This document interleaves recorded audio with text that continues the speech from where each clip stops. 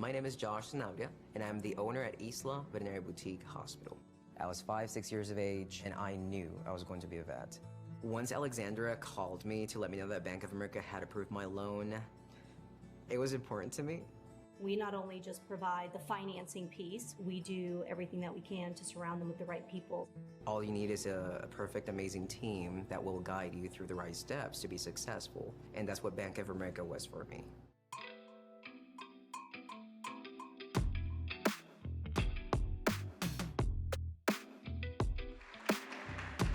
Wow, when I said we had a friendly crowd, this is a really, really friendly crowd. My name is Janice Bachman, and I currently serve on the board of directors for the OC Forum. And as somebody who's been on the board of directors for quite some time now, I can tell you that, I've stayed engaged with this organization for quite a while because of the engaging programs that we have and because of the awesome panelists that repeatedly we have for these discussions, as you're about to see today. So today's program is focused on women in leadership, and it's really inspired by the accomplishments of the awesome women that you're about to meet. We're going to be delving into the inspiring journeys, challenges, and diverse experiences that have shaped their individual paths to success. I had the opportunity to connect with some of them earlier, and I can tell you that we're all in for a real treat. Before we begin today's program, however, I would like to make a couple of introductions and say a couple of thank yous. So first, I'd like to thank our title sponsor for 3 years running, UCI and UCI Health. Let's give them a round of applause. I'd also like to thank our event sponsor for today, Bank of America. We really appreciate your support. And I'd also like to thank our event partner today, OC Grantmakers. We very much appreciate your support of this event. And of course, I'd also like to thank all of our ongoing sponsors for OC Forum. We couldn't do these without you, so thank you so much for your ongoing support. Now I'd like to acknowledge our fellow board members in the audience. If you are an OC board member, and I know this is all your favorite part of the program, please stand up and be acknowledged.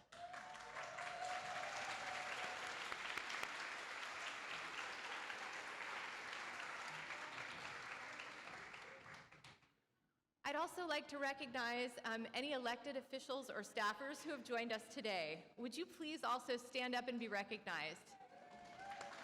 Yay! Thank you so much for being a part of this conversation with us. And finally, I'd like to recognize a couple of other very special groups. We have, I'd like to thank Farai Talai Catering for providing the delicious meals that you're going to be enjoying today, and also the TIA Foundation for helping us to coordinate today's event. We're really proud to work with such a great business that's owned and operated by women, and to also have the opportunity to partner with an organization that's focused on the building, belonging, and transforming of refugee communities. And that's what the TIA Foundation does. So please, let's give them a hand.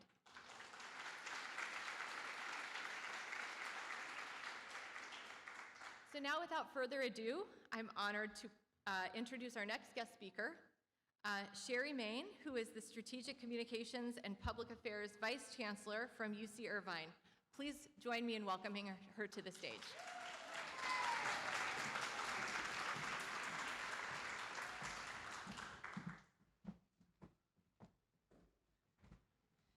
Good afternoon, everyone. If you haven't started eating, please do. I want to make sure we have time to enjoy our lunch today.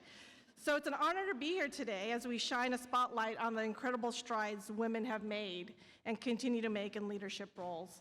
The University of California, Irvine and UCI Health are not just witnesses to this change, but are proud contributors. UC Irvine and UCI Health's commitment to advancing women in leadership roles is not just a statement, but an evident reality. Our initiatives, such as the Women's Leadership Academy and the Women's Center for Success, are all tailored to nurture, mentor, and propel women into the forefront of their respective fields. I'm proud to share that the senior administration at UC Irvine is composed of 50% women. This commitment mirrors in UCI Health as well, where our senior leadership team boasts a near identical lineup. History speaks for our dedication too. Linda Dempsey wasn't just UC Irvine's first female athletic director in 1977, but also the first female athletic director at any NCAA Division I school ever.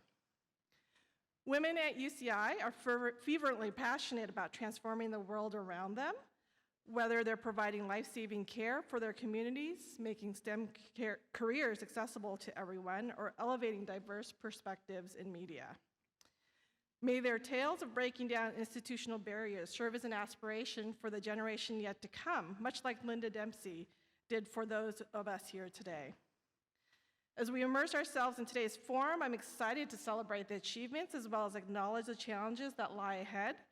Here's to continue our collective efforts to uplift, support, and empower women in leadership today and always.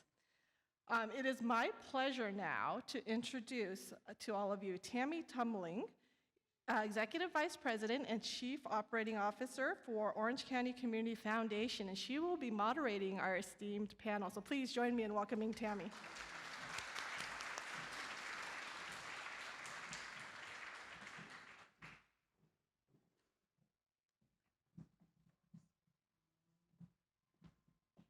Good afternoon. Okay, now I know you guys can do a little better than that. I know you're eating, but good afternoon. I love it, I love it. Have a wonderful lunch, relax, and have your lunch while we start the program. Again, I'm Tammy Tumbling, Executive Vice President and Chief Operating Officer at the Orange County Community Foundation. It is an honor to represent Orange County Community Foundation under the leadership of Shelley Haas, who's our President and CEO, and our amazing Board of Directors. What I'd like to do is to make sure that you all have a good time and you relax, but also I'm going to keep it interactive up here. So I'm going to start off first by giving you a little bit of background about me. As the Executive Vice President and Chief Operating Officer, I'm responsible for everything under the kitchen sink at the foundation. Is that fair to say that if we have any other COOs in the room? You name it, we do it. Oversee HR, IT, marketing, communications, strategic philanthropy, and all of our donor and community engagement work. So I stay a little busy, so I'm super excited. I feel like I've escaped today to hang out with you guys. I've escaped, and I'm having a good time mingling with everybody, and I look forward to being your moderator today. This is important to me because women issues are critical. I have 2 daughters. I have 2 sons and actually 2 daughters, but I know how hard it is for women to navigate the workforce. And I personally started off as an executive assistant in my first full-time position, so proud in my little Goodwill outfit, looking like an executive on a $25 budget.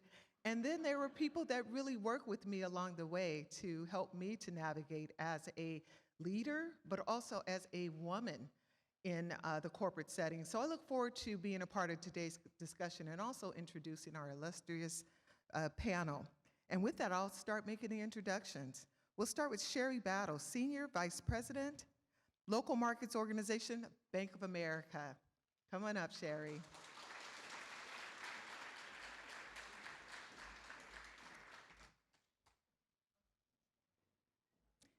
And Shari, if you need a place for your purse, I have a little purse chair back here. You know, this is a women's event. We do need a purse chair, right?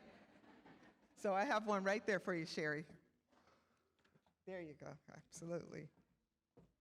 Lindsey Spindle, President, Samueli Foundation Philanthropies, and COO of H&S Ventures. So see, you heard that COO thing. Run, Shari.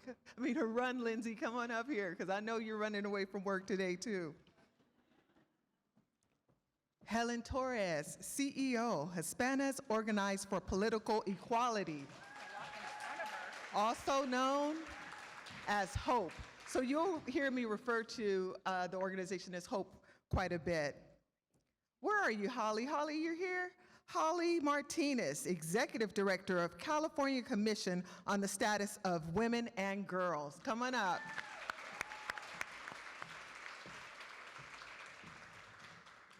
We're gonna have some fun today. Come on up, Holly. So before we get started, I'm gonna give you all an opportunity to just give us a little bit of background about each of you.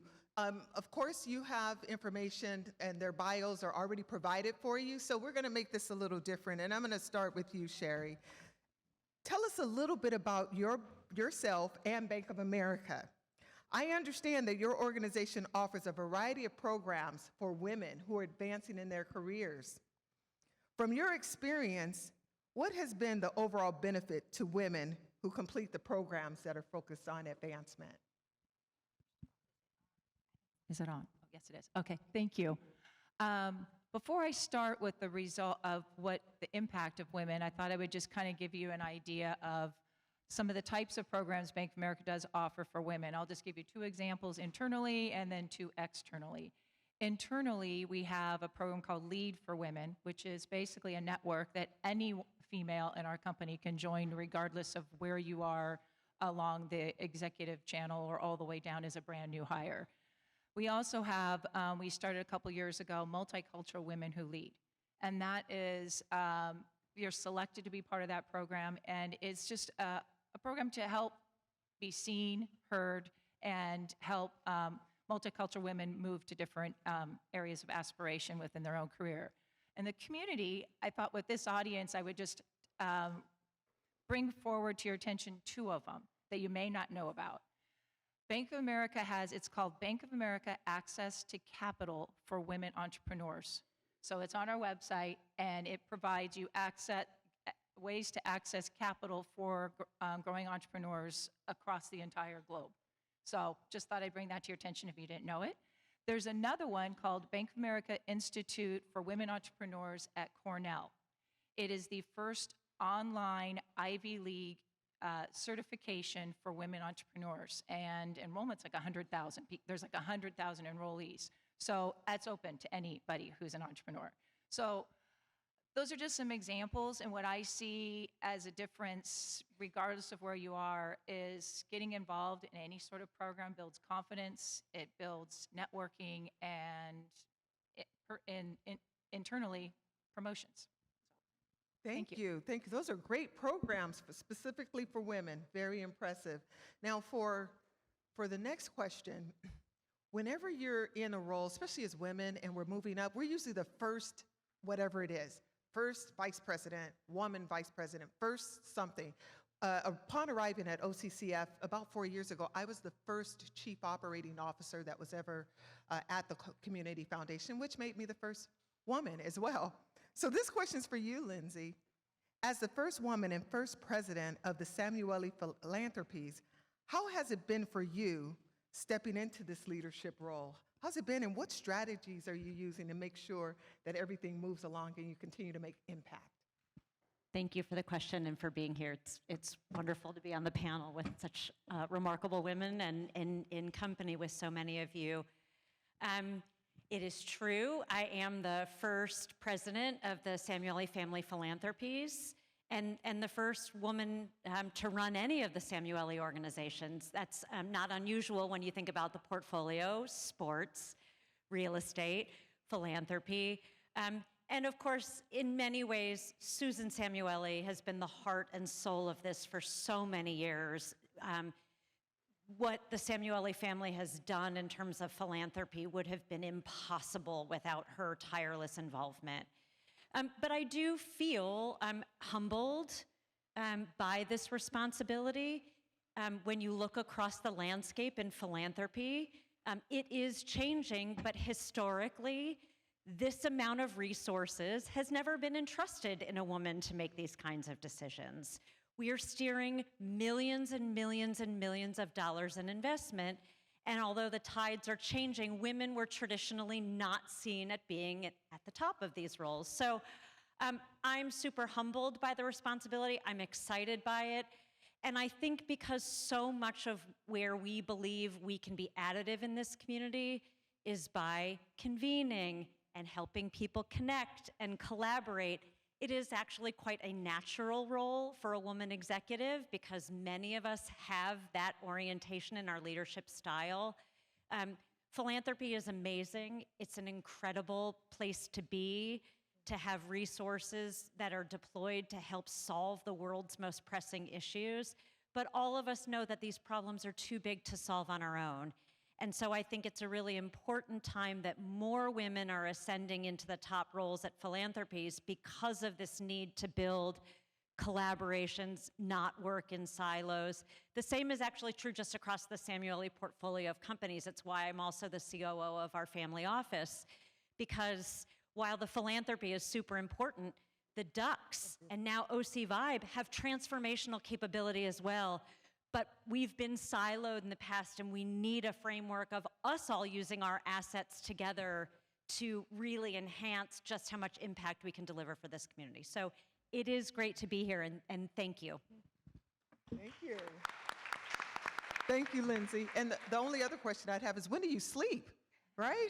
Wow. I will add that at 5'2", and my maiden name is Zeller, I'm either like I was always first because I was shortest, or last because I was a Zeller. So it's nice to be first in something under my height or my last name.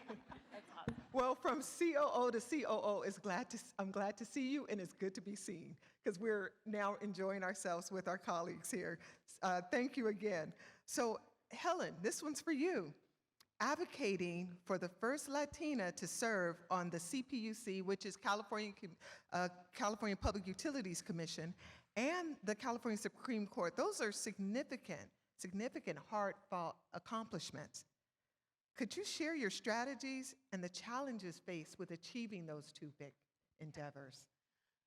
Yes, absolutely. And first of all, Tammy, it's a pleasure to see you in all your glory, my friend. You just look fantastic. Thank you. Incredible leader. Tammy and I go back in her Southern California Edison days, and it's just wonderful to see her.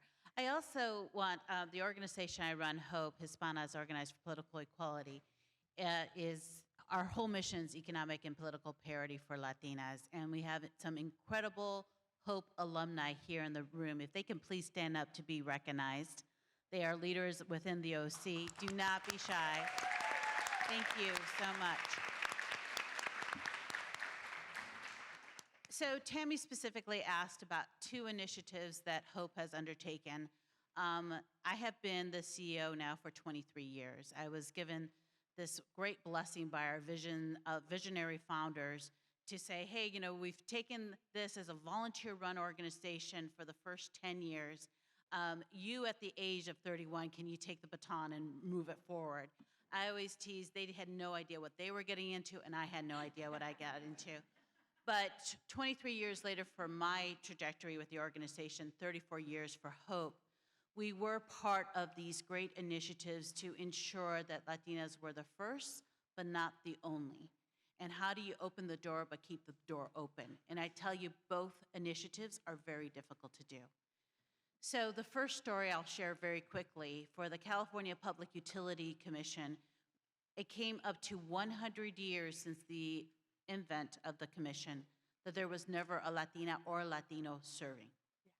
So just resonate that when you look at the demographics of this state and the power of the California Public Utilities Commission that has, say, from our transportation to how the energy's running, to the lights being turned on, and there's not a voice for a Latino or a Latina on there.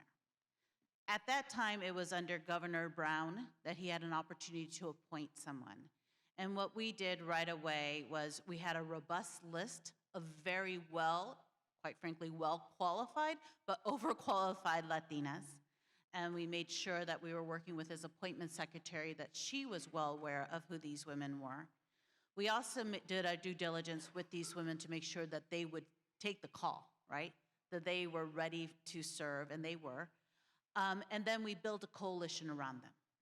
So there was a lot of conversations with the inner circle we mapped out our power map and said, who knows Brown and who can influence him? And quite frankly, that's what it took. It was almost a 6-month campaign to see, at that time, Commissioner Kathy Sandoval take on the commission as the first Latino Latina to serve on the CPUC. Since that time, we've had one other Latina to serve. I am sad to say, this is where that goes back, that you have to open the door, but you have to keep the momentum going. At this current time, there is not a Latino or Latina serving. And that is a grave mistake that I hope that this current governor will soon correct, because we cannot have a majority, almost a majority population, not have a seat at this table. So that's that. We did almost the same effort with the California Supreme Court. There had been Latinos in the past, but there was never been a Latina. And so with that, we took a little bit of a different tactic. We did a media campaign as well. I was able to get an op-ed on the LA Times. The headline was, "This is Gavin Newsom's Sonia Sotomayor moment." Sonia Sotomayor being the first Latina to serve on the Supreme Court of the United States. And we were speaking a lot with their staffers. That, again, we had a very robust list of qualified candidates, a lot of phone calling, and then we did a whole media campaign as well, getting some key placements not only in the LA Times, but local newspapers in areas. So all this to say is that this does not happen by mistake. It happens by great design, and you have some successes, but you also have to keep on advocating and keep on investing in that pipeline of qualified women that you could put forward. And that's what Hope does every day. From our 4 Leadership Institute programs, to our advocacy agenda, to our state-of-the-art work research that we do, to our gatherings that we bring 1,300 Latinas around Latina History Day. We do this every day to ensure that our leadership is reflective of our community and that our women are prepared when they get that call. Thank you, and it is so good to see you, my friend. So good to see you. Okay, so the next question, this one focuses on equal pay. In the room, how many of you have had to practice on how you're gonna go to your boss and ask for additional pay? I've done it. I mean, it doesn't have to be today because you might be sitting next to your boss and you don't want to embarrass him. But just do this and I'll know, or give me a blink and I'll know what you're saying. So this next question deals with just that. So definitely listen closely here. So Holly, you have also done some incredible work, and the Equal Pay Program targeting corporate leaders and gender equity is a trailblazing endeavor. What strategies have you implemented to promote gender equity in the corporate world? Just overall, what progress have you made? Thank you so much, Sure. Tammy, and thank you all for having me here. Holly Martinez, flew in from Sacramento to be with you all. Very, very honored to be here. Thank you. Before I finish, I am going to want everyone to raise their hand again and take a little picture to share back with the statewide commission. Fun little fact, our commission was started nearly 60 years ago, and to no surprise, it was staffed by all men. Yeah.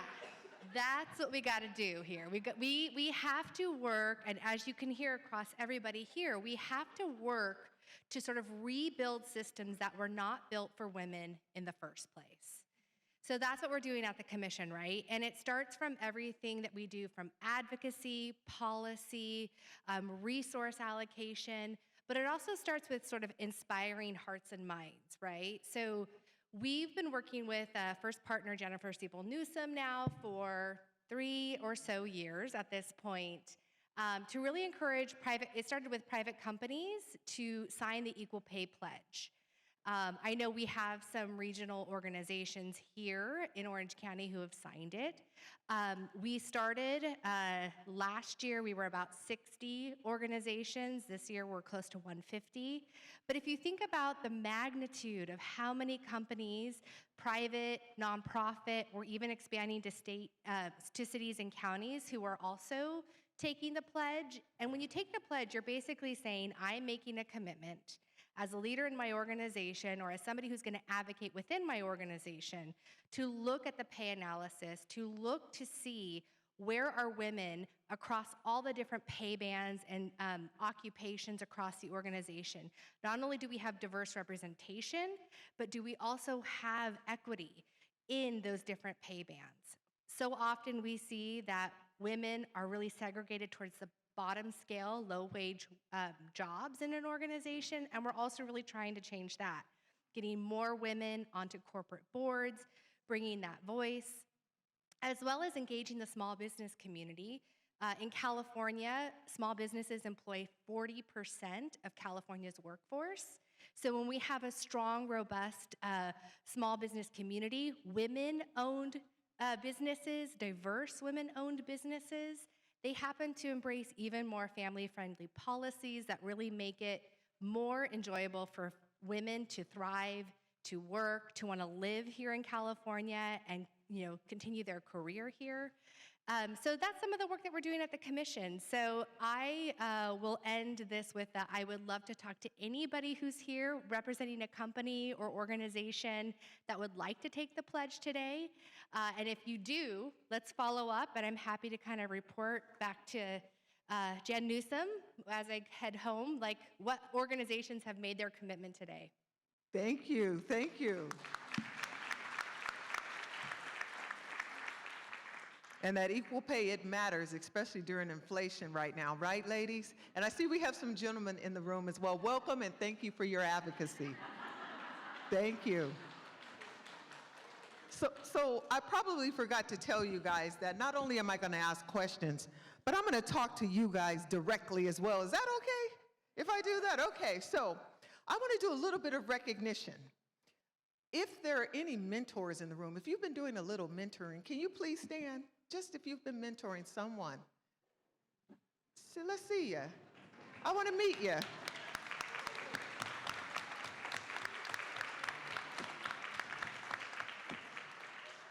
Thank you for being here today with us, and thank you for mentoring the people that you're mentoring because they need you. We've all had a start somewhere, and I know it started with mentors. Now it's going to get a little tricky now. Are you ready? Sponsors. If you've not corporate sponsors, not the person that's sponsored today. Are there any folks in the room that have sponsored someone else? Let me see you. Let's stand up. Let me meet you. It's a little tricky.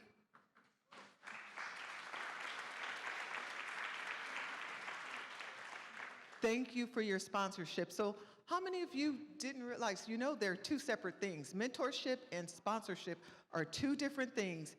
If you don't know, now you know.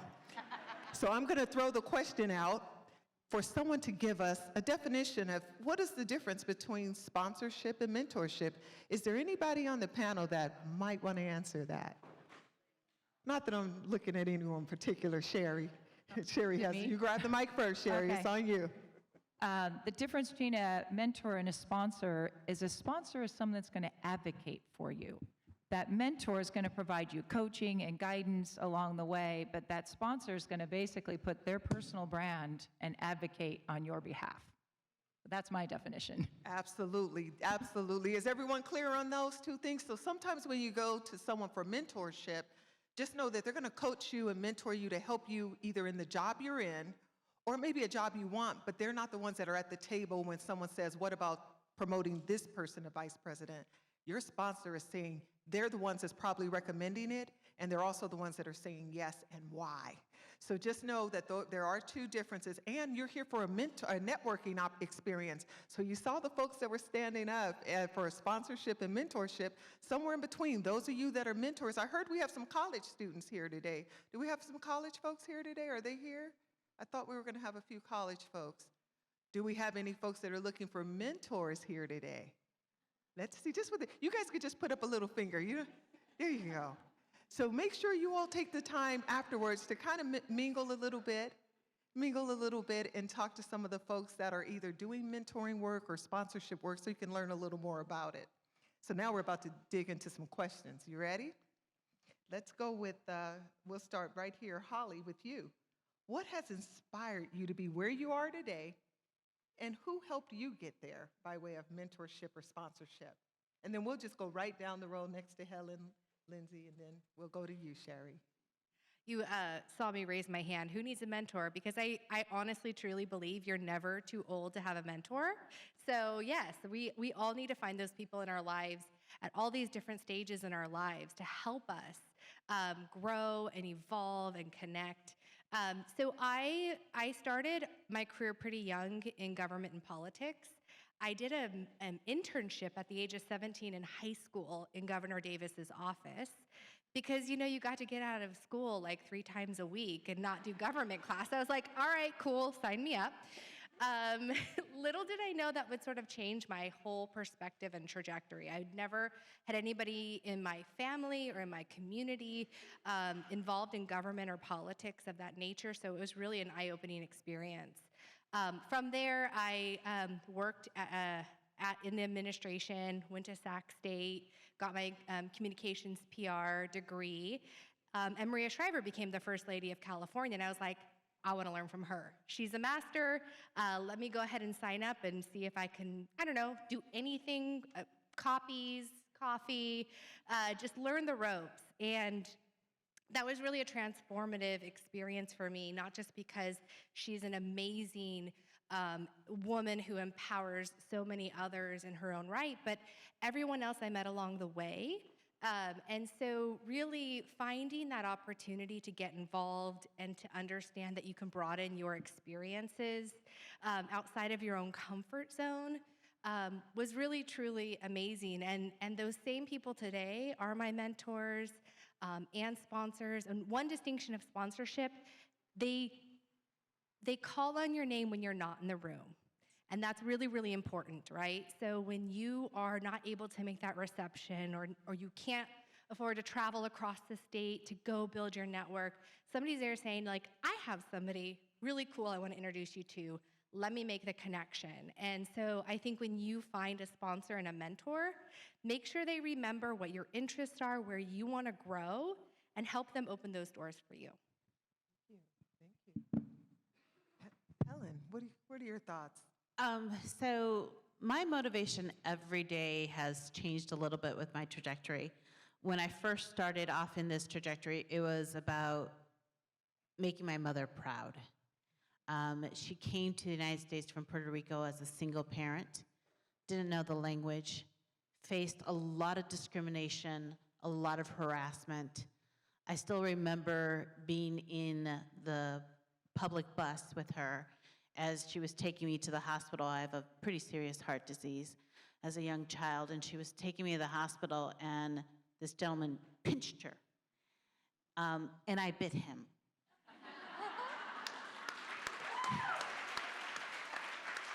Of course, that terrified my mom,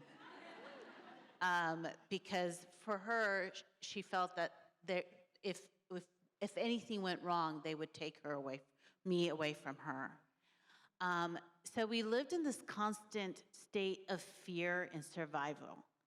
And it wasn't until I went on to college and I really, truly appreciated the sacrifices that I said, I really want to find a career trajectory that no woman would ever have to experience that.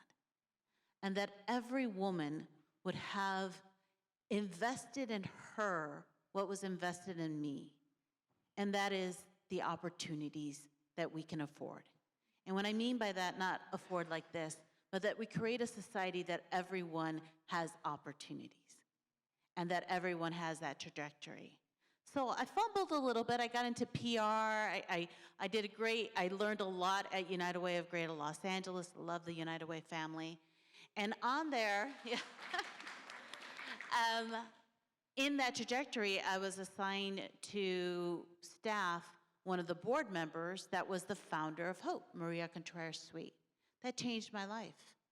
Because through Hope and volunteering with Hope, in the first 3 years I completely volunteered because United Way provided that opportunity for me to do that. It showed me a way to give back in a nonprofit and to start thinking about how do we create a society that allows opportunities for everyone. And so that's why I'm at Hope today.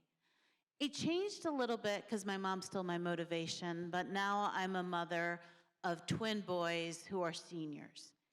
And that changed my perspective because what motivates me now is to make sure as I'm raising these young men, and I have this in my bio, that number one, they're feminist. Number two, that they're kind people. And number three, that they're Star Wars fans. So far, I'm doing pretty good. So I feel that as we grow as human beings, as we're in this trajectory, in this journey of life, our motivations might shift, but our values don't. everything I do is grounded in, are we creating opportunities for everyone?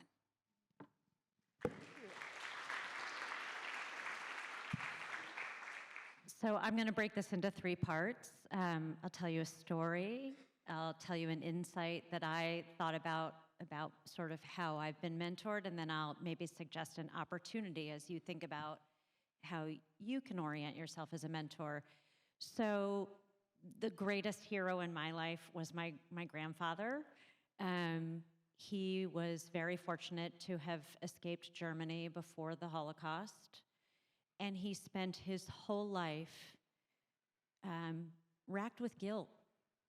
He felt like he had been given an opportunity that millions and millions of Jews had not. And I share this story. It is an even heavier-hearted moment to share this story, considering what's going on right now. And he did everything his whole life around giving to others because he just felt like the more he gave, the more he gave, the more he gave would sort of be this redemptive effect for him. He was an orthodontist. He set up his practices in one of the poorest neighborhoods of Washington, D.C. Most of his patients could not pay. They would bring casseroles, they would bring whatever, and he would just take it. This will definitely date me. We were Washington Redskins fans, and he would actually bring dental tools to games and make dental adjustments to people who we sat with. I mean, he was just known. Everyone called him Doc. It was great. And he exposed me to parts of DC that, most 7-year-olds would not get exposed to, but he just felt like it was super important. And I had a lot of pressure from my parents, be a lawyer, be a this, be a that. And my grandfather just said, make your life matter. And so I just have had his voice ringing in my head through my life that I can honor him, honor my faith, honor the way I was raised by just taking anything I have that's a strength and putting it on the line for someone else. My insight, which I share at a women's gathering, is actually the most profound mentors in my career have all been men.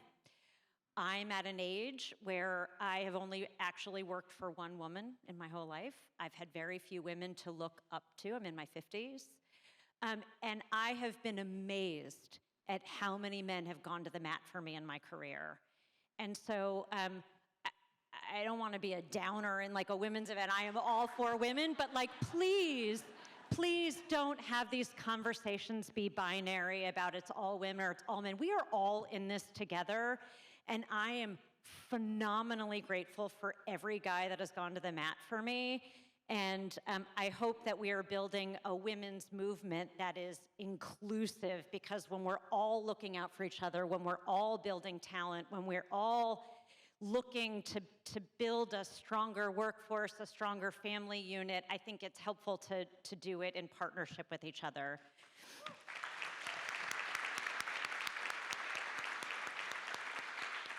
So my insight, and I offer it just as people think about how do I be a mentor, is I realized that women are most vulnerable at dropping out of the workforce from the minute they become a mother to the minute their kid starts kindergarten. I think a little bit has changed given some of the work from home policy changes, some things that have happened, I think, some silver linings of COVID, but women are at their most vulnerable, extraordinary professional women who cannot figure out how to make it all work. And so, with the exception of people who work for me, who I am very much a mentor and sponsor for, I have dedicated my mentorship time outside of work to try to keep as many women in the workforce as possible, to be there for them when they are at that breaking point. And I share it, that might be a place that you can offer mentorship, but I think mentorship feels kind of abstract and vague until you think about maybe what's the one thing that I can be a unique voice in someone's life, and that's just been my niche. And it's sort of a word of mouth thing. You're like, oh, call Lindsey. And I'll get a thing on LinkedIn or something. Someone told me that you're really helpful to women who are just had babies. And it's become this wonderful networking effect that I now actually have nothing to do with because these women have all found each other. So everyone is capable of being a profound mentor. Just find the thing that you know really well that might be useful for helping other women along in their careers or in their personal lives. Thank you. For me, again, it's not a what that inspired me, it's the who along the way. It's coaches, mentors, sponsors, family, and like you, Lindsey, my actual ultimate, I want to say, mentor was my grandmother. They would have homeless people, apparently. I'd hear stories through my mother. My mother did not follow in her footsteps. For Thanksgiving dinner, whoever came by. And when she taught me to never stop learning. And when she passed away at 99 and we cleaned out her assisted living, which she was not a pack rat, so it was very minimal, the items that she kept, there was a book called Books on Tape called How to Improve Your Vocabulary for Success. That entire workbook, I'm dating myself, it was cassettes, yes, was completely filled out in her elderly penmanship. So that, along with the coaches, mentors, sponsors, the one thing when I was pondering for today that they all had in common that led me to where I am today was those that pushed me out of my comfort zone. Those that made me think I could never do that and made me realize that I had skills that were transferable that I didn't know that I had. I've been with the company a long time, 25 years, but I've had 9 different careers. This one's my longest. And every single one, I didn't think, when I looked at what was on the resume, I didn't think I could do that job. But those coaches, mentors along the way taught me how. So. Thank you, thank you. And you're right on about the different type of mentors. And don't just have one at a time. You can have more than one, and they can be from a different age group, a different ethnicity. When I was at Edison as an executive, every Black employee thought they were supposed to be mentored by me. And I could not mentor everyone, so I started to teach them that you can get different perspectives from different leaders, because when you're a leader, in order to navigate people, you have to know how to engage every age group, every ethnicity, every demographic, and you do that by having mentors that are diverse. So right on, Lindsey, when you're talking about the men bring value too, gentlemen. You guys bring a lot of value to us, so thank you. So it's okay, you guys can do it. It's our afternoon. We can talk, we can clap, we can laugh, we can just do this. But definitely, I really enjoy hearing your stories about how you all got started. And one common thing that I also saw is that there's passion behind what started you. And somewhere there was a lot of love and family and your values. So it was really great to hear you all talk about that. So now, as prominent women in leadership, have you noticed any changes in what it means to be a woman leader, AKA the new thing, girl boss, lady? Anything has changed throughout the course of your career? And anyone, you guys just jump in, whomever. So we study this a lot at Hope, and I think anyone that's been following the women's movement since the 60s, there has been a lot of changes when we talk about women's leadership. There has been a lot of changes of what the coalition looks like from the 60s to the 70s. Right now, we're looking at demographic changes to ensure that women of color have a stronger voice when we talk about women's leadership and have a stronger presence. And are much more included than they have been in the past. There's also a change when it comes to understanding this conversation about inclusiveness and really bringing in allies. There was a moment in the feminist movement that almost felt like it was anti-male. I don't think that's the case anymore, nor should it be. So there's this constant change that's happening with generations. I can tell you that when we look at the surveys that we're conducting, we have an incredible partnership with the Urban League and Cause, which is an Asian Pacific Islander organization equivalent to Hope's mission, but for Asian Pacific Islanders. When we do our LA Times survey around race and leadership, women across the board with African American women, Latinas, and Asian Pacific Islander women are very much aligned with this common goal of advancing and seeing opportunities and being much more optimistic than their counterparts, both male and white female. I think that speaks to this constant conversation of evolution that needs to happen in society, and ensuring that all our tables, if they're the board of director tables or there are dining room tables, that we have another chair being pulled up. Because what we're seeing is, because if that doesn't happen, other tables will be built anyways. And that there's empowerment in building your own table. So we're either gonna do this together as a group of women, or we're going to be divided. It's really up to us in this moment. I can tell you generationally, younger women are not gonna go for the division. They are not going to be allowed to be divided. They see themselves in a very multi-ethnic coalition that is, for me, very inspiring about their vision of the world. And they see allies everywhere they go. So that's what I've been noting about perhaps a shift in the women's movement and women's leadership. I will also say this, it has not gotten easier for women. For Latinas, the pay gap in the last 20 years has barely changed. In the last decade, it was only a cent different. By the way, in Los Angeles and in Silicon Valley has the largest pay gap for Latinas anywhere in the nation. 36 cents on the dollar, 34 cents in Silicon Valley. Why? Because we're not included in the industries that are driving the dollars. For Black women and Asian women, not that much of a difference. For white women, celebrate, you made 5 more cents more. So there's plenty to bring us together, and there's plenty of reasons to ensure that either we're building a much stronger and bigger table, or we're gonna be divided.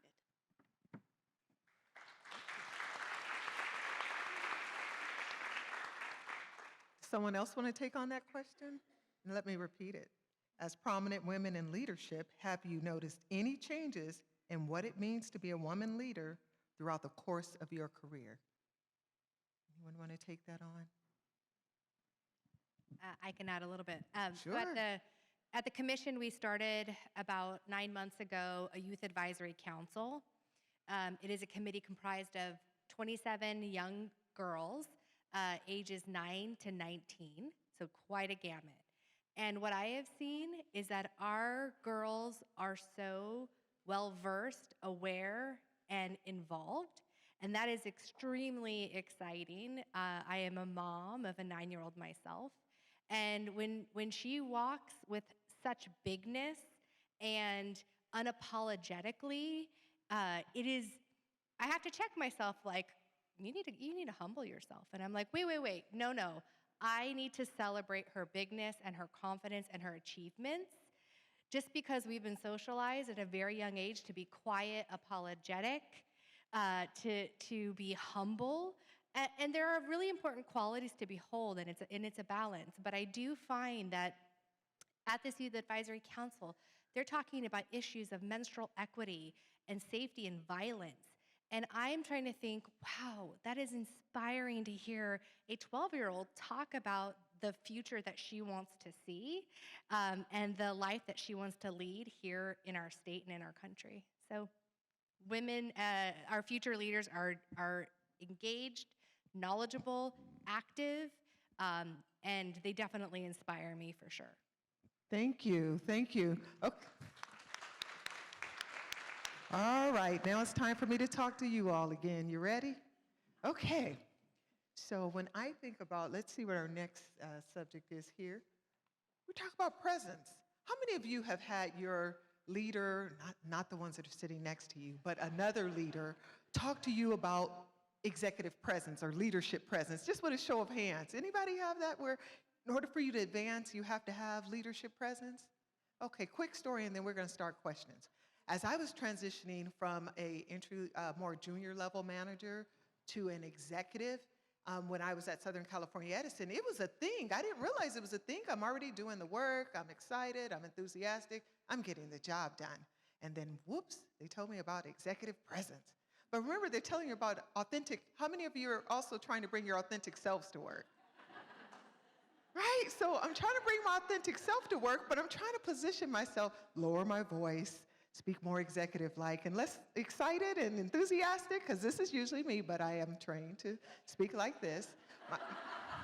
My hair's a little shorter, a lot shorter, because it used to hang to here. And it really helped me because I still felt as if I should bring my true, authentic self to work. But I did take some of the leads because I wanted people to hear me and see me, and they gave me those tips that helped me to be able to communicate with everyone. So there is a teeter-totter, there's a thing there where we have to bring our authentic selves, but we also have to remember that there's that thing called executive presence or some type of presence. So I want to hear from everybody on this one. So let's talk about communications. How have you had to adjust your behavior or your language or communication style to fit in within the corporate or executive level positions you're in, either today or maybe a different job? What did you do? And we can start, Shari, we'll start with you. I would say to adjust. I mean, we've come a long way from when I started, when I had to wear shoulder pads and the little bow ties, and you weren't allowed to wear pants. So we've come a long way. I'm not wearing shoulder pads, and I'm not wearing pants. But Shari, shoulder pads are back in, by the way. my girls tell me that, and I can't go there. I just bought one. I can't do it. Yep, just can't. Won't go there. Thank you, Lindsey. I won't. But where I've had to hone in is on my innate collaborative, or just our innate as women, collaborative leadership style, leaning into the EQ, our emotional and natural emotional intelligence, to be able to understand the rationale behind how somebody's thinking or why they're thinking to create change and avoid conflict or even just move forward. Those are just things that I've had to use over my career to adjust to work in what was the male-dominated, banking was very male-dominated at the time. Although I was looking back, I would say I'm pretty proud of our company. I've had, like I said, I had 9 different careers. 5 of them, my boss have been women. So not too bad. But when I started, they were all men. I'm thinking still sort of how to answer this, right? I'll profess to being a word nerd. I am not a perfectionist about anything in my life. I am squarely like 92% is still an A, and it's not worth working for the extra 8%, except for words. Words matter, precision in language matters, and I actually think almost every professional woman I've worked with is like a 10 out of 10. It is one of our superpowers of being able to express ourselves analytically and clearly. And I feel like more and more and more women are really embracing that. I'm seeing a sort of a timidity in language melting and sort of a calm assertiveness becoming more and more the norm, but language and our gift as communicators. And look, I have 2 children. I have a 22-year-old daughter. I have a 15-year-old son. I have a husband of, we've been together almost 29 years. We have multiple parents, thanks to divorce. We've got lots and lots of different people that we have to talk to. Women are some of the masters of shape-shifting in terms of our language and our voice and our delivery based on all the different people we are lucky enough to interact with in our lives. So I think I've just seen more women get comfortable of noticing that this is a superpower and embracing it instead of trying to fit into a box like, do I sound like a man? Do I sound like a this? Do I sound like a this, right? I also think I appreciate now in ways that maybe I didn't before how much my words matter. My kids don't seem like they're listening most of the time. They are listening. My staff sometimes, like you can see in their meeting, but they're listening. My boards of directors who I serve with, who are still predominantly male, they are listening. And so our words matter a great deal. And I feel like I'm just getting more comfortable in appreciating how much my words matter and being thoughtful and careful, but also very clear and decisive about stating my opinion. I've been surprised, both with my own words and the words of women who I admire, watching a table tip immediately based on the clarity of the woman leader who sort of says the hardest thing that needs to be said. And so I guess what I would say to every woman in this room, and some of whom I know do not need this encouragement at all, do not be afraid to be the person that tips that table toward the right decision by using the strength of your voice and the clarity of your communication.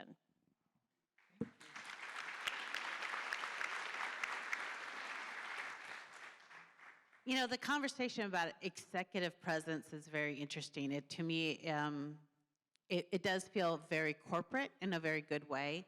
But I just want to remind us as a women's group, not all women work in corporate, right? There is the vast majority that are not even given the opportunity to explore their executive presence. And let me just give that voice to that population. I was part of that population. I was a waitress. I cleaned homes. So those individuals do not have an opportunity to have a hybrid opportunity. They don't have the opportunity to figure out what suit they're going to buy either at Target or Macy's. So I think one of the things that we can do as a women's movement, if you will, is we're talking about women's issues, is to also be very clear that we're providing opportunities for trajectories and that there's an incredible amount of women power in the women that are taking care of our children, that are looking out for our homes, that are our nurses, and that we ensure that we're giving them the respect as well as that we do an executive presence conversation.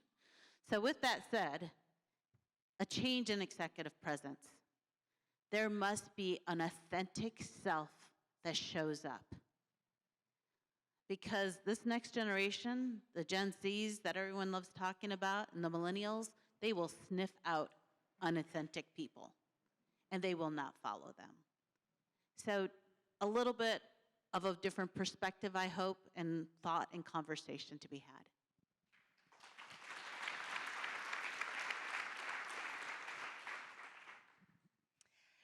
It's interesting because I work predominantly with all women in all women's organizations across all the networks of local commissions. And so when you think about sort of the executive voice that I have to sort of project, I'm actually going to think about it a little differently in sort of the hierarchy and the placement in government, which often does act much like a good old boys club from back in the day. And it's really interesting to sort of note that we are the only independent state agency that represents women and girls, but we are also not at this table of cabinet or power or decision making. We sort of operate on the side, and it was very much set up like that 60 years ago. So when we think about how do you advocate for an executive voice, it's one, being at the table, to your point. So are we there? Do we have presence? Do we have validity? Do we have relevance?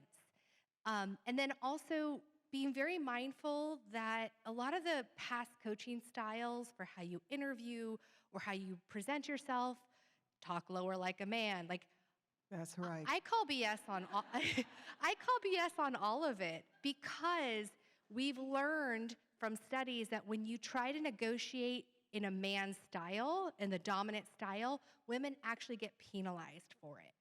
You're asking for too much. How dare you? Put yourself over there. consciously or not, right? So I think being your authentic self, being who you are, your experience, your perspective. Don't hide the fact that I never hide the fact that I'm a mother trying to figure it all out and getting most of it wrong and willing to learn and try again and relying on that network of friends and family, women, men, and beyond, however they identify, to support and provide me guidance to help represent who they are, what their challenges are. The last thing about communication is I think we have to be very, very knowledgeable about the changing dialogue of how people identify. We are all gender inclusive at the commission, and that is very, very important for us. And we have to make sure that we have all of those voices at our table, whether it's through staff, commissioners, advisory councils, or colleagues across other commissions who are doing incredible work. So that's a little bit of my experience, and I say just sort of be who you are, kind of the to-dos and don't-dos of the past, kind of find your new way in that, because you really do have to be able to come to the table with the confidence knowing that you belong, your voice and your perspective matters. Thank you. Go right love ahead, that, Helen. Holly. Jump in. First of all, I've known Holly from the get-go of your career, and you just always amaze me. You are a role model, my friend. It's so wonderful to see you. I wanted to add something. Holly mentioned something about women in negotiations. It's a tricky thing. But as a group of women that are thinking forward, as you get into those positions that you actually get to make salary decisions on behalf of your team, don't repeat the mistakes of the past. It's incredible to me to see that so many women are moving on to the executive ranks, but we still have the same kind of pay inequity in certain organizations. If we get into these positions of power, we should be using these platforms to change and not say, oh, okay, this is the HR formula that I've been given, I need to follow it. It is our right to say, no, let's push back. So that's just a friendly reminder that as we're getting into power, let's not just follow a pathway, let's change it. On that note, really quick, just if you guys don't know, Go right ahead. one last little piece of advice. You do not have to share your salary history. It is in California illegal to do that. You do not have to share it. And we passed a bill 1162 with Senator Lamone, meaning that any company has to publish pay ranges so that you know what your range is, so you go in there already at some sense of a level playing field. So those two pieces. Thank you. Thank you.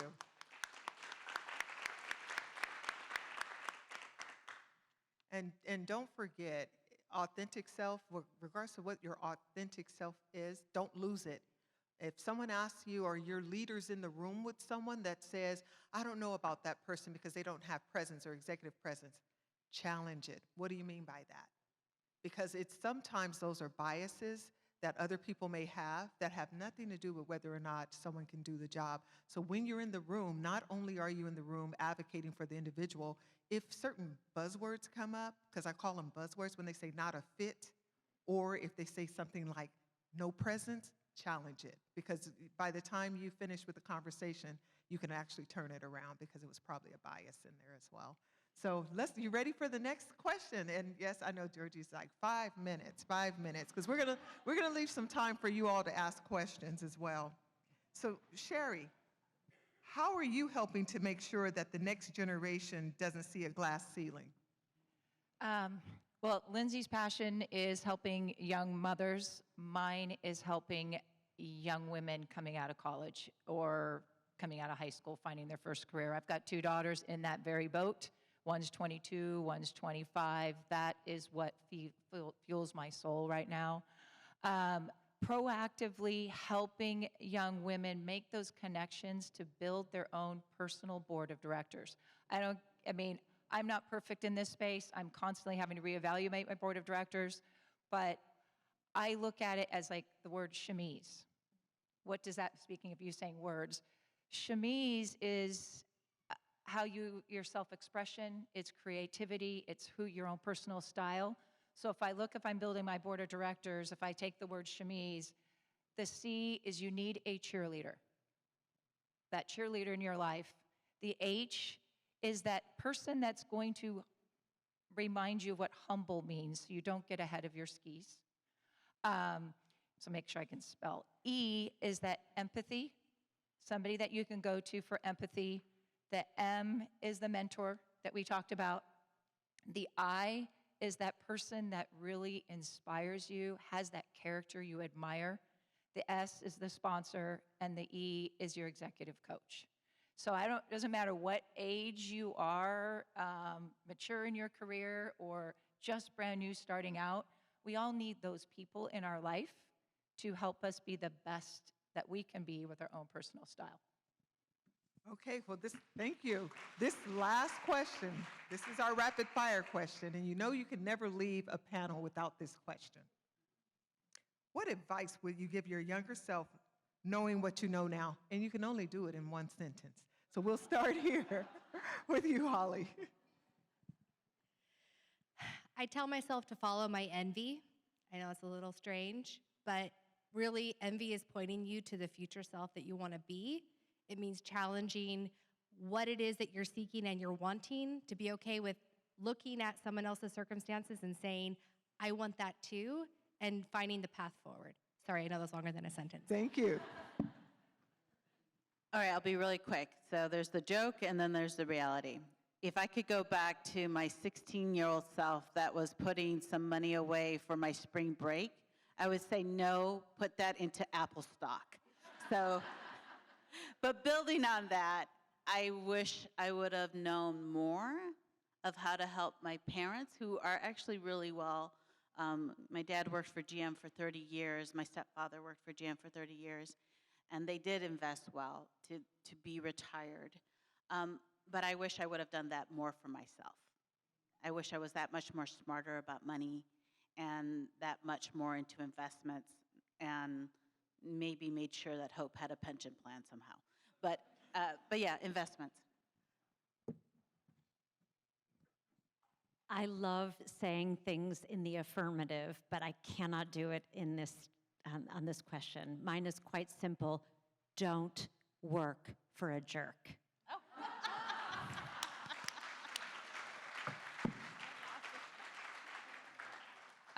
Mine would be, don't be afraid to ask for assistance to meet the people or careers that you admire to help you build, do what you love and call it work, to quote Jordan Davis.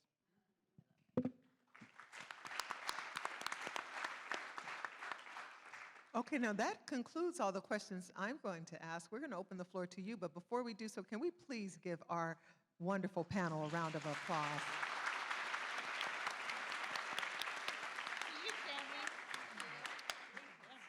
I have me a new squad. 1, 2, 3, 4, the squad.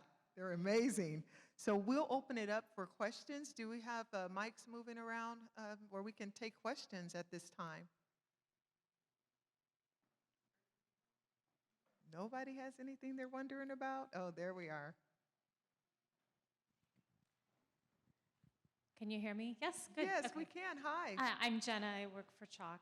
Nice to meet you. And Lindsey, what you said about losing so many great women in the workforce between the time children are born and they enter kindergarten. Very poignant. I have 3 kids. The oldest is 32, the youngest is 26, and I remember how difficult those times were, and I worked through the whole thing. For any of the panelists, like, if you can give us the top 3 things that employers should be doing or thinking about doing to retain women during those vulnerable years, what are some changes that we should be making? Yeah, I mean, I can start. You know, I realize work from home, people have mixed feelings about it, and I actually do as well. I mean, as an employer, it is probably of someone whose entire team is women, except for one of our team members who's based in Israel, who's a man. It is the single greatest benefit I can offer for people who are juggling really, really busy lives. So I am a huge proponent of it. I also worry deeply that some of the youngest women I have on my team miss out on opportunity by staying home too much, right? So it's helping them see and identify places where showing up actually really matters relative to advancing their careers. Two, ask them what's important to them. I mean, I think this is just in every part of your life. Don't be presumptuous. I think we see working moms and we think we know what's important to them, but ask them twice a year, what's important to you, what matters to you right now, and be flexible enough to adjust. And three, I try to foster just a really open culture of our team. I share hard things. I'm in my 50s, newsflash, it doesn't get that much easier. And I find by just sharing and creating an open culture of communication that if someone needs to say they're having an awful day or they're having this, like it just is creating momentum for people to feel like work is not just a place they have to come, but they want to come because they feel supported. I would just add one more thing to that. I think one of the tricky things, I also run an organization that hires all women, not purposely, just always seems to fall like that. But with that said, it is creating an environment where the policies are equal to men and women. And I think any maternity leave should also be a paternity leave. And that you're equalizing the benefits so that it doesn't feel that it's just for that one person that's getting this special privilege, but that it really is on all of us to raise our children, and that we're creating some kind of equality with these benefits and making that the norm. And I think that's the biggest thing. How do we ensure that we're making that the norm?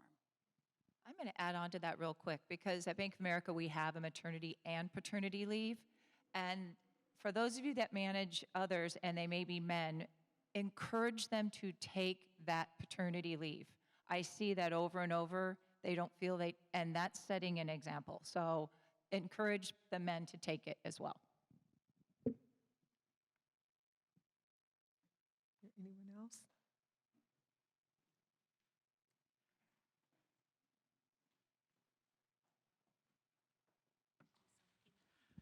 Thank you so much, ladies, for a wonderful panel. And please get as tactical as you want to with this question, but I think so often what happens with a lot of women, I mean, I've experienced it in my own career, in my own life, and I see with my colleagues, it doesn't matter if they're older than me or younger. What are things that you do to build up your confidence? Because I think confidence is often what holds a lot of women back. Shari, you mentioned so many roles that you've taken. You didn't think you could even do the job, and yet somebody tapped you on the shoulder. But, if you don't have somebody who's perhaps doing that for you in that moment, is it a daily practice? Is it something, a mantra that you tell yourself? Is it just you've been a badass for a while and now you're just super confident? But just what do you do in your life when you have those moments where you need that confidence? I'll take a first stab at that. One, the first step is you're here at forums like today, where you're around women who are sharing their experiences, where you can relate, that they're being real, to be like, dang, I'm a hot mess every day, but I'm just trying to make it.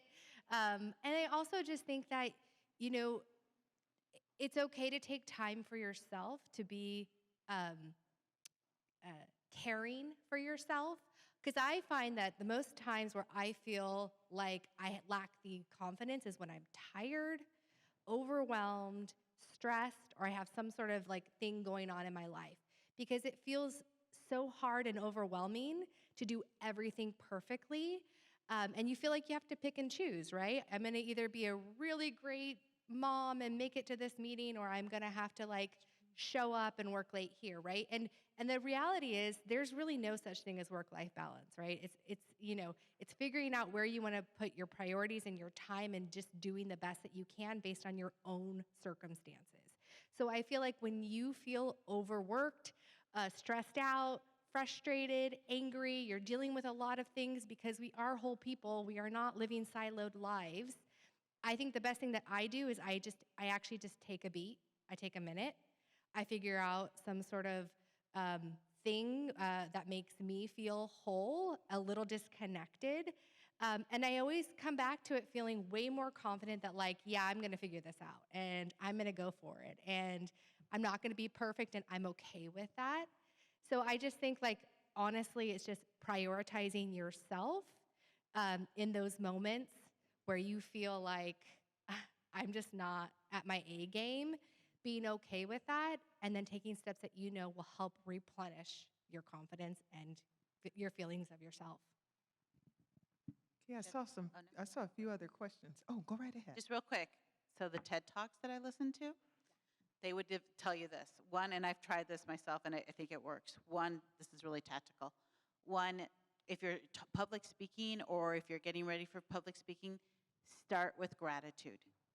When you get your mind into a positive state of mind and you're saying thank you really openly, your mind starts giving you confidence. You start getting these hormones of some sort or something or another. Listen to the TED Talk, it's great. The other one is always take up more space. So when you're sitting down in a space, like maybe you're going to do a presentation and it's a room full of people that you don't know, actually take up space. It gives people will see you as a leader. What we do at the Hope Leadership Institute is the other piece for building confidence is because you often have fear of the unknown. So if there's something that you're tackling at work that's unknown to you, break it down. We break down local governance and ensure that people start seeing where they want to see themselves as leaders so that they're going in already with the information. Can I answer that one really quick, Tammy? Of course, this is your thing. I have a different playbook. I build confidence through taking risks. Like, nothing builds more confidence than going and trying something new. I fail extraordinarily at all sorts of things that I try, but I take physical risks, emotional risks, work risks, and you only find confidence by just, it's this will and muscle building, and sometimes you're like, oh wow, I never knew, right? I never knew I could do that. The second is know what brings you joy. Every person who has ever offered me a job, I always say, hold please, I'm gonna tell you one thing, and when I tell you this, if you wanna rescind your offer, I totally get it. I am successful because of my family, not in spite of them. So my family is my touchstone. I make them a priority, and then I just live more confidently in the world because I have a steady dose of the thing that brings me the most joy. So take risks and live joyfully, and I feel like that just gives me a bounce that I need to do what it is that I'm doing. It's such a good question. Shari, did you answer this one? Since Patty and I talk all the time, so I figured I'd save the airtime. Okay, good deal, good deal. I saw some other questions. Where are our other hands? Saw a few other hands for our panel. Hi, Gladys Hernandez with Mixed Communications. I'd like to ask you all to bring out a crystal ball and to look into the future and let us know what you see for women in leadership in 20 years. And if I may be so bold, if it's not looking so good, what can we do now to make it look optimistic and positive? I'm going to take a shot at this one. Go and for it's a it. super personal story, if you will indulge me. I have a 22-year-old daughter who is a recent graduate of the United States Naval Academy and is currently an officer, thank you, and is currently an officer on a destroyer on her first deployment. I want to tell you, I feel more optimism about the future of women than I have ever felt in my lifetime by watching her friends. I don't mean to challenge the setup, but I feel like it looks so unbelievably bright because of the kind of women that are stepping into things that looked absolutely impossible 20 years ago. I have never, ever had more confidence and more belief that 20 years from now, here's some other data points, right? UCI School of Engineering, somewhere that, you know, we put a lot of love into. This year's freshman class, 39% women. Also, yeah, engineering, top 10 engineering program, proving there is no trade-off between diversity and excellence. They are one and the same. So it's there, it's coming, and it's like, if I could paint a picture for you, all the amazing things I'm seeing, I'm sorry if I'm like ready to jump out of my seat. I am like, and thank God, because 20 years from now, I hope my daughter and her friends are taking care of me, and I'll be, so I believe it, and I'm not believing it because I'm a pathologically positive person. I believe it because I can see it. It's there.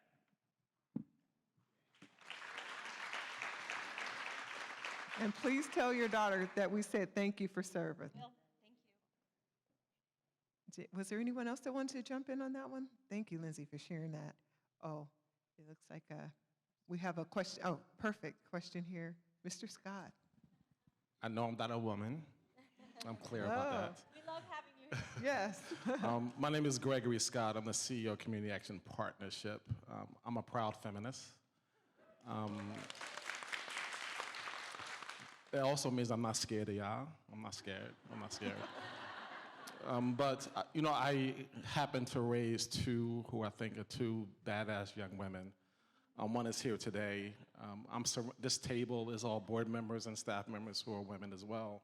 Lindsey, you said something earlier that struck me, which is that we're better together when men and women are really working together, that the women empowerment is not just about women empowerment, but also about both of us together.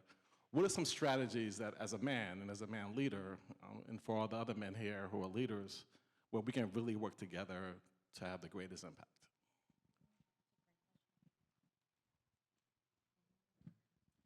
Now, I know you guys aren't being shy. This is not my shy bunch. Yeah, I'm gonna give this a shot here because I think as a mom raising a young girl and a young boy, I have a son who's 13. I really am stopping to ponder, how am I raising both of my children, and what is the environment both of my children are experiencing now? And one thing that I think was really thought-provoking for me is I was listening to a podcast, and it was sort of brought to my attention that our boys are actually growing up in a world where, for the first time, they are only ever hearing things like girl power, women's empowerment, feminism.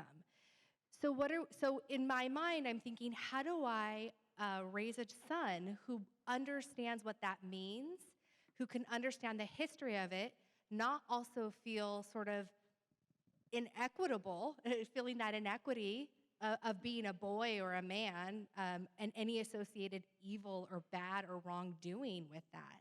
But back to, I think, Helen and others' earlier point that we are actually all human and we are in this together, to your point. And I just think it stops to recognize what are we doing with our boys and our girls together, not separate. How are we raising them?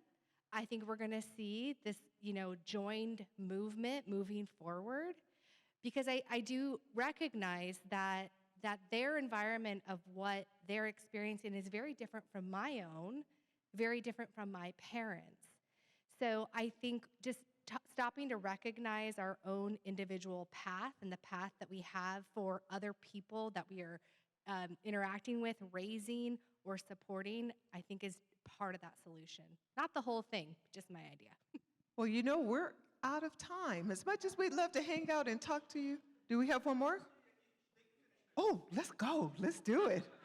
Let's hang out. I'll build on that thought and then maybe offer you one perspective. So my son's a swimmer, which means like we're driving cars at 5 in the morning and 9 at night and all these weird times. And we were listening to a story on NPR a couple years ago when they were reporting on the mental health effects of Instagram and how that was becoming more and more obvious. And he's listening and he's listening. And he's usually pretty quiet after swim practice because he's exhausted. And he was like, oh. And I'm like, what's the matter? He said, they only did the research on girls. They didn't even care enough to do the research on boys. was like my heart sunk, and he was 100% right. All the reporting was on the mental effects of Instagram on girls because they didn't even think that boys mattered. And so I couldn't agree with you more. My daughter clearly got the girl power message, but we have to build a framework for raising our children that everyone matters, right? As an employer, what I guess I would say is, to me, we just made a huge investment on codifying and clarifying our mission, vision, and values. Values done right become the thing that unite people, and it is the ultimate decision-making filter. When you are making all of your decisions off of a shared set of values, you're building your culture, you're building your practices, you're hiring your teammates, it tends to be the uniting force. And so I guess what I would say is, you cannot overinvest in the work that you do to establish your workplace values and then really, really live by them. I think that done well, they can be the ultimate uniter in terms of leveling the playing field regardless of gender, sexual orientation, or race.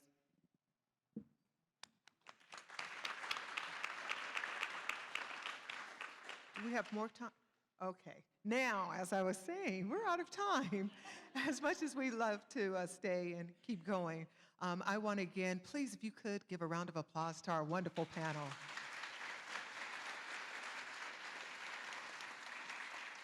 And it has been, again, my honor and my pleasure to moderate such a wonderful, esteemed group of women. Thank you. So with that, I'm going to invite up Janice Bachman to close us out. Thank you.